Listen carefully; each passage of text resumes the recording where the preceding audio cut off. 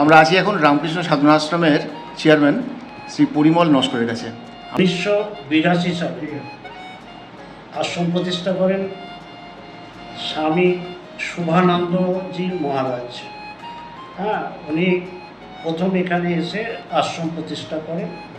মহারাজ চাইতেন যেখানে যাতে গরিব ছেলে মেয়েদের বা অনাথ আশ্রম বা চিকিৎসা, গরিব ছেলে মেয়েরা গরিব বা বৃদ্ধাশ্রম এগুলো উনি চেয়েছিলেন মানে উনি করতে চেয়েছিলেন, কিন্তু যাই হোক অর্থের অভাবে সেগুলো হয়নি। আমাদের ইচ্ছা আছে ওইগুলোকে আবার আমরা বাস্তবে পরিণত করার জন্য আমরা চেষ্টা করছি। তার জন্য আমরা অয়েন্দার মতো লোককে পেয়েছি।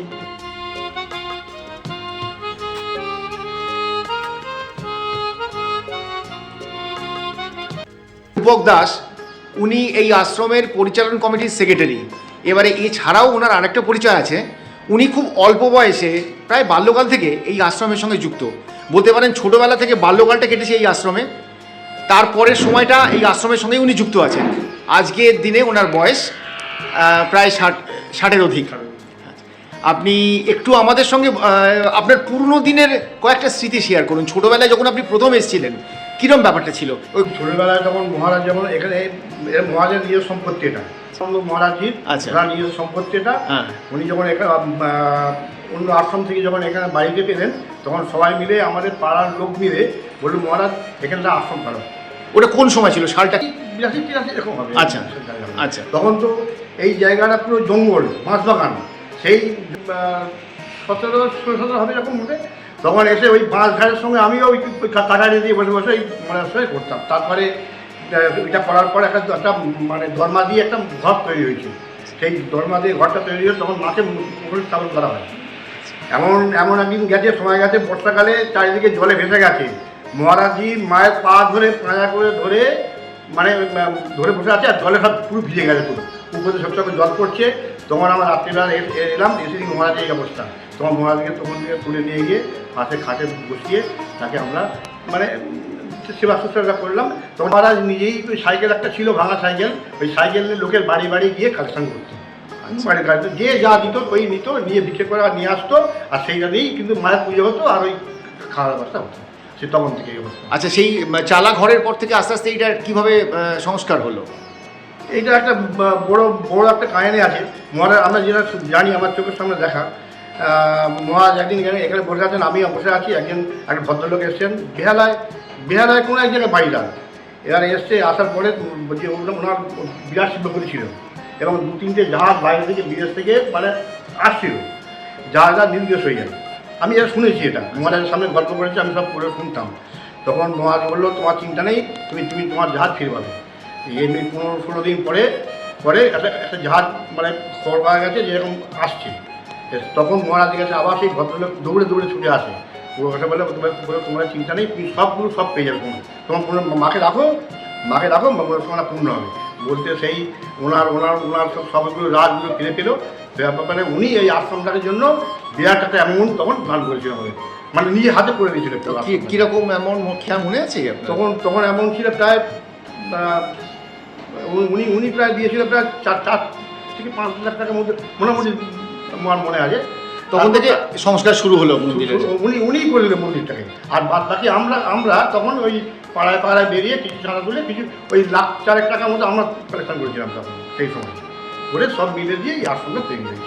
আচ্ছা, 2016 সালে মহারাজ আমাদের ছেড়ে চলে এই স্থানেই উনি দেহ রাখেন। তখন চাঁদা তুলে আমি লোকের বাড়ি বাড়ি গিয়ে চাঁদা তুলে আমি একটা স্মৃতি মন্দির মহারাজের জন্য করে দিয়েছি এবং মহারাজের মূর্তি ওখানে বসানো হয়। মানে আমাদের গেটে ঢুকতে গিয়ে ডান দিকে যে ওটাই ওনার স্মৃতি মন্দির। আচ্ছা আচ্ছা। এবং ওনার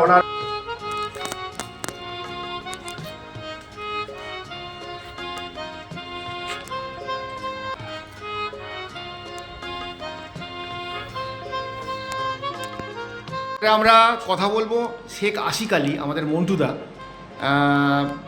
আমরা যার মাধ্যমে এই আশ্রমের সন্ধান পেয়েছি। হিউম্যান রাইটস কাউন্সিল অফ ইন্ডিয়ার চেয়ারম্যান আমি আছি দীর্ঘদিন ধরে, ঠিকই, কিন্তু আমি চাইছি চেয়ারম্যান থাকলে যে সব না, আমি আমার পরিচিত যারা প্লাস আমি 2-3টে এনজিওর সঙ্গে যুক্ত আছি, আমি চাইছি যে সবাইকে আনতে এখানে, বাদ বাকি কথা বলবে এখানকার যারা কমিটিতে আছে। আমার আনতে আপত্তি নেই, আমি নিয়ে আসবো। আমার অনেক প্রচুর জানাশোনার লোক আছে, অনেক ভালো ভালো লোক আছে, আমি এখানে নিয়ে আসবো। নিয়ে এসে যৌথভাবে যাতে কীভাবে বড় করা যায় সেই ব্যবস্থাই করা হবে। আমরা এবার কথা বলবো শ্রী তাপস দাসের সঙ্গে। বিশেষ ওনার বাড়ি সারদা পার্ক। আজকে আশ্রমে উনি প্রথম দিন এসছেন।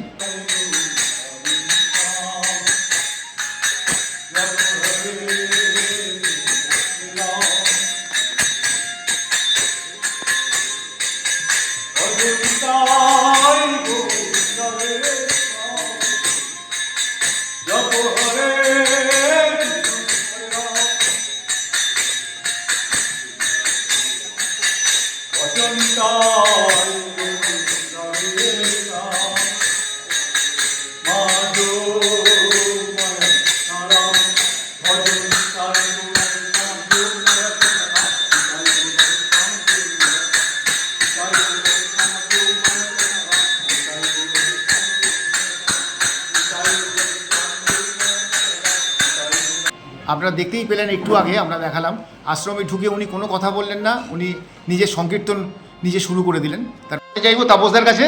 আজকের যে প্রথমবার আপনি আসলেন এই আশ্রমে, আপনার প্রথম অনুভূতিটা কি হলো? আপনি অদ্ভুত অনুভূতি হলো। দেখুন, এই আশ্রমটা তৈরি হয়েছে স্বামী শুভানন্দ মহারাজের প্রাণ বলতে পারেন, তিনি তার স্বপ্ন বলতে পারেন।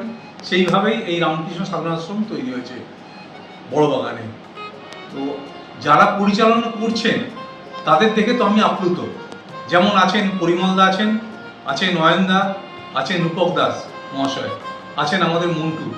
তো এরা দীর্ঘদিন আশ্রমের সঙ্গে যুক্ত আছে এবং আমিও চাই আশ্রমের সঙ্গে যুক্ত হয়ে থাকতে, এবং বিভিন্নভাবে ওনাদের যদি কিছু সাহায্য করতে পারি বা আমার দ্বারা কিছু সম্ভব হয় আমি নিশ্চয়ই করব। এবং আমি ওনাদের সঙ্গে যুক্ত হয়ে এই আশ্রমটাকে আরও কীভাবে ডেভেলপ করা যায়। যেমন দেখুন, আমি এখানে শুনলাম যে সকালবেলায় পুজো পাঠ হয়, সন্ধ্যেবেলা সন্ধ্যা আরতি হয়, এবং সন্ধ্যা আরতির সঙ্গে অন্য কোনো যদি অনুষ্ঠান যোগ করা যায় যাতে লোকাল লোকে সেই আশ্রমটায় উপকৃত হয়। কারণ দেখুন, আমরা একটা ধর্মীয় পরিবেশ সৃষ্টি করতে চাই, শুধু ধর্মীয় পরিবেশ না, সমাজ সেবাও করতে চাই এই আশ্রমের মাধ্যমে। বিভিন্ন লোক যাতে উপকৃত হয়, বাচ্চারা যদি কোনো রকম সেবা, কারণ অয়নদা বলেন এখানে ডে কেয়ার একটা ব্যবস্থা করতে হবে, বা এই ধরনের কোনো যদি কিছু করা যায় তাহলে ডেফিনেটলি আমি থাকবো ওনাদের সঙ্গে, এবং যাতে আশ্রম আরও ডেভেলপ হয় সেই চেষ্টা করবো, সেটা চেষ্টা করবো সর্বোত্তমভাবে।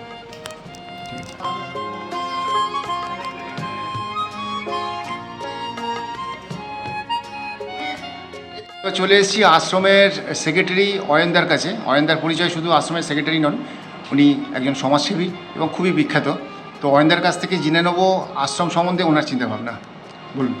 ব্যাপারটা হচ্ছে যে আশ্রম সম্বন্ধে আমি এইখানে যে একটা আশ্রম আছে বড় বাগানে রামকৃষ্ণ সাধনা আশ্রম, এটা আমি জানলাম 2025 সালে, 25 না 24-এর আগে।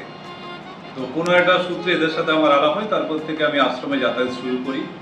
তো আমি যখন আসি আশ্রমের প্রচণ্ড খারাপ অবস্থায় ছিল, তখন এদের সাথে যোগাযোগ হয়ে এরা বললো সত্যি আশ্রমটা এরকম খারাপভাবে পড়ে আছে, লোকবল প্লাস অর্থবল দুটোর জন্য এরা কোনো ডেভেলপমেন্ট করতে পারছে। তখন আমি কমিটিতে আসি, আসার পর আস্তে আস্তে করে আমরা আশ্রমটাকে ডেভেলপমেন্ট করার চেষ্টা করি।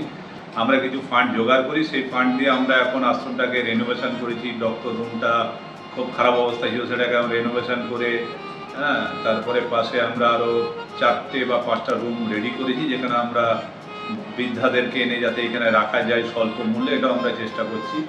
এছাড়া আগামী দিনে আমাদের যেটা পরিকল্পনা আছে, আমাদের 3 বিঘের উপর জমি আছে, সেই জমিটাকে মহারাজের আমি শুনেছি, যেটা আমাদের শুভানন্দ মহারাজের দীর্ঘদিনের যেটা স্বপ্ন, গরিব বাচ্চাদেরকে রেখে তাদেরকে এডুকেশন দেওয়া, তারা যাতে শিক্ষার আলো যাতে আলোকিত হতে পারে, এবং তাদের হেলথের যে রিলেটেড কোনো যদি সমস্যা থাকে তার জন্য একটা উনি বাচ্চাদের যাতে ট্রিটমেন্ট করতে পারে তার জন্য একটা উনি চেয়েছিল যে একটা ছোটোখাটো একটা হসপিটাল বা ডে কেয়ার প্রসিডিউর কিছু একটা।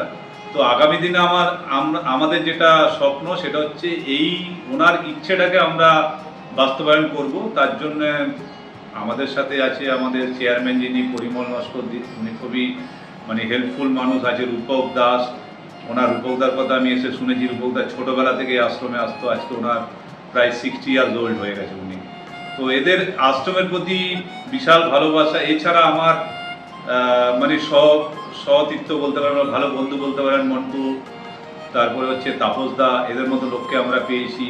আগামী দিনে চেষ্টা করব যে আরও কোনো লোকজন যদি এই আশ্রমে এসে হালটা ধরতে, যে আশ্রমে কীভাবে আরও ডেভেলপমেন্ট করা যায় সেটা যদি ওনারা আমাদেরকে বলে, তাহলে ডেফিনেটলি আমরা সবাই মিলে আশ্রমটাকে আরও ভালো করতে পারবো বা আরও মহারাজের আমাদের স্বপ্নগুলো আমরা পূরণ করতে পারবো। আমরা প্রতিদিনের কাজকর্ম চলে বলতে আমরা নিজেদের পকেট মানি থেকে আমরা চালাচ্ছি, এখনও আমরা কোনো বাইরে থেকে কিছু ডোনেশন পাইনি। তো আগামী দিনে যদি লোকজন আসে বা আশ্রমটাকে, দেখুন ব্যাপারটা আমরা লোকজনকে বলি যে আমাদের হিউজ কোনো ডোনেশনের প্রয়োজন নেই, বিন্দু বিন্দু থেকে একটা সিন্ধু তৈরি হয়, ছোটো ছোটো অল্প অল্প করে সবাই যদি আমরা কিছু কিছু ডোনেশন দিই, তো আশ্রমটা আগামী দিনে ভালো চলতে পারে। এখন আমাদের পকেট মানি থেকে আমি দিই, পরিমল নস্কর যিনি আছেন আমাদের চেয়ারম্যান উনি দেন, আমাদের যিনি পরিচালন সমিতির সেক্রেটারি রূপক দাস উনি দেন। এইভাবে আমরা নিজেদের পকেট মানি থেকে, এছাড়া আমাদের এইখানে যিনি ডক্টরবাবু বসেন, ডক্টর মণ্ডলবাবু, তো সুকেন্দু মণ্ডল, উনিও প্রত্যেক মাসে আমাদেরকে একটা টাকা ডোনেশন করেন, 3-4 হাজার টাকা। তো এইভাবেই চলছে, কারণ আমাদের হসপিটাল, এই আমাদের আশ্রমের খরচা প্রচুর, প্রত্যেক মাসে আমাদের 18,000 খরচা আছে। তো সেটা নিজেরা এদিক ওদিক থেকে জোগাড় করে আমরা এটাকে আপাতত এখন চালাচ্ছি। আচ্ছা, আপনার এই ভিডিওটা যার যার কাছে পৌঁছচ্ছে তাদের উদ্দেশ্যে আপনি কি বলবেন? প্রত্যেককে বলবো আপনারা এগিয়ে আসুন, একটা সুন্দর জায়গা, আপনাদের এলে খুব ভালো লাগবে।